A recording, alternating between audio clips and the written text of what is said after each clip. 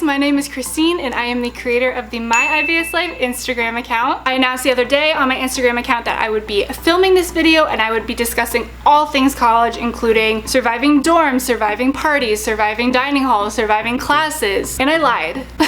Honestly, I feel like I just have so many tips for all like the different aspects of college that if I combined them all into one video, we would literally be here for 3 hours and like no one wants that. So instead, I'm actually just gonna do a whole series on how to survive college with IBS. And I figured to kick off the series, we would just start with general tips on how to survive college with IBS. And all the tips I'm about to give you guys are all based off of my experience of moving 12 hours away from home with IBS to attend the University of Illinois for 4 years, and just how, you know, I myself survived university with the shitstorm that is my chronic illness. Also, it feels a little weird to be filming these college videos right now because especially in the United States, things are still pretty uncertain with how classes and living on campus and all that great stuff is gonna go. COVID is still a pretty big concern here, and I'm already seeing that people that moved back to campus to attend school again are already moving back and universities are already shutting down. Like, it's a mess. But some of these tips can be applied to even just virtual schooling and virtual classes, and the ones that aren't quite applicable right now because the world is still on fire, you can just put those in your back pocket for now and save it for when you get back to campus, okay? All right, so let's begin.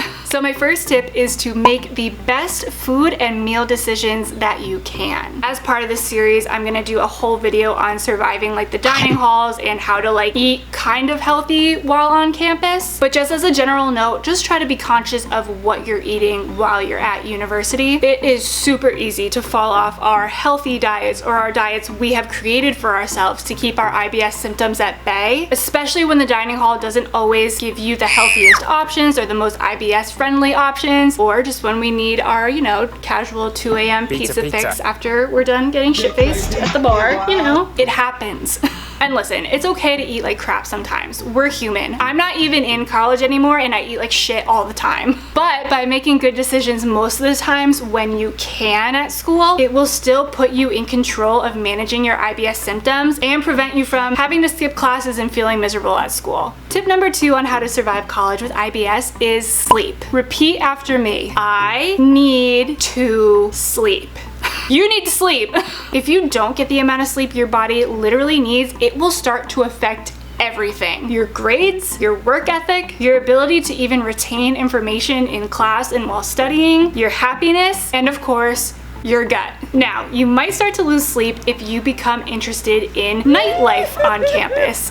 And by all means, go out, go have fun, go see your friends, go to parties, but just don't let it become an every night habit. Try to limit it to just like the weekends and maybe one night during the week when you know you can like actually sleep in the morning. Also, despite popular beliefs, it's not cool to like pull all-nighters in college. And I say that because there are some students that get like weirdly competitive with like, oh my god, I have not slept in 48 hours because I have just been studying my ass off for this test. Like, guys, I have like not slept at all. Guys, I mean, I have like not slept for 48 hours, like not even for a second. I am so crazy. Like, I am so crazy.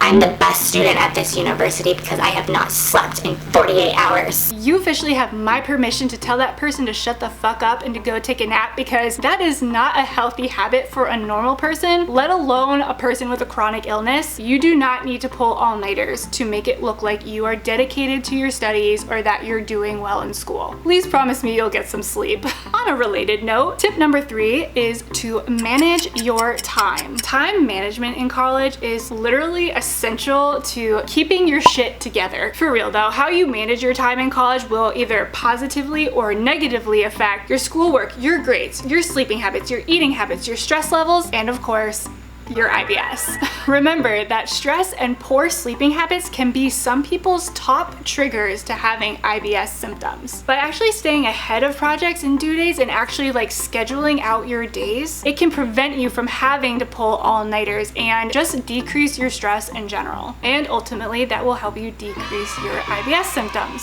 So especially if you're new to campus and don't really know your way around yet, tip number 4 is to stock up on all of your medications before you move to to campus. Just make sure to bring any medications that you need to function and to perform well in case you do end up feeling sick at school. With that, tip number 5 is to then figure out where the closest pharmacies, on-campus medical centers, and hospitals are to your campus. Also be sure to figure out campus transportation and other modes of transportation to get you to these places, just in case you do need to refill a prescription or if you need to see a doctor. Tip number 6 to survive in college with IBS is to manage your stress.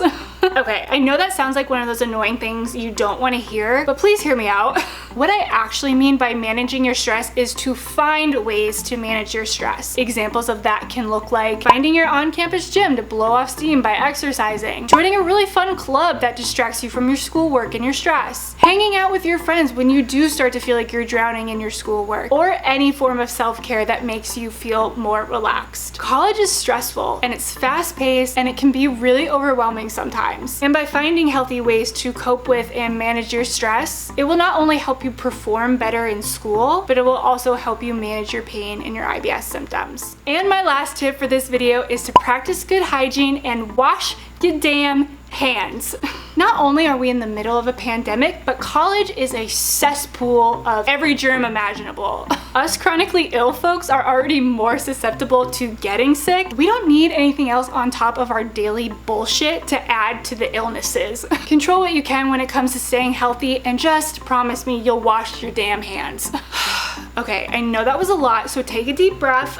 I can promise you, if I got through college with IBS, you can get through college with IBS. Don't get me wrong, it really sucked at times, especially because I was so far away from home that even when I wasn't feeling well, I couldn't come home. I didn't have that option. So from my experiences, I can promise you that you will adapt to living on campus and to going to college, and you will find ways to manage your IBS even when you're not living at home. I seriously have all the faith in the world in all of you guys, and I know you got this. So just to give you guys a heads up on the other topics I want to talk about during this series, the other topics I want to talk about include surviving the dorms and other living situations when it comes to like community bathrooms and private bathrooms and all that stuff, surviving the dining halls and other meal options like I talked about earlier in this video, surviving college classes, especially when you don't feel well, and surviving college parties and nightlife.